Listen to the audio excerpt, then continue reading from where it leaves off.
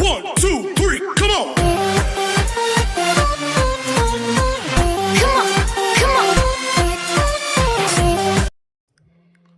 Hello guys, this is Chona Chikadora and welcome again to my channel. In this video, I will show you how to do display motif pattern using a 3x3 Rubik's Cube. And the algorithm that we are going to use, L2, B2, DI, B2, L, L2, U, R2, D, R2, B, U, RI, F2, R, UI, BI, UI. So let's start to make a display motif pattern. So L2,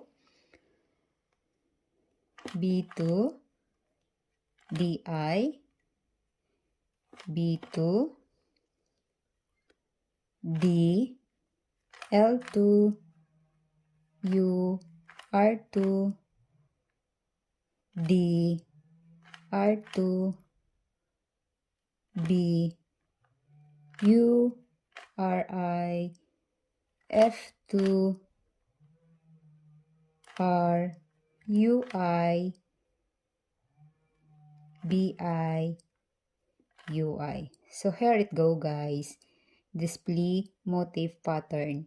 So how to undo this pattern? Simply we need to use the same algorithm. So L2,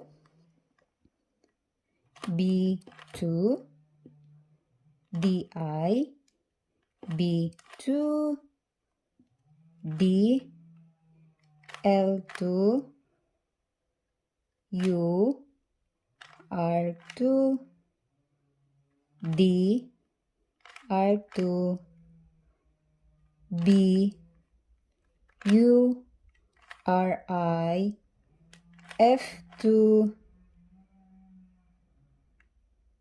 R, UI, BI, and UI. So here it goes guys. Back to the solve Rubik's Cube. Hope it helps guys. Thank you for watching. And if you are not yet subscribed to my channel, please do subscribe. Hit the notification bell, likes, and comment below. Once again, thank you for watching and God bless.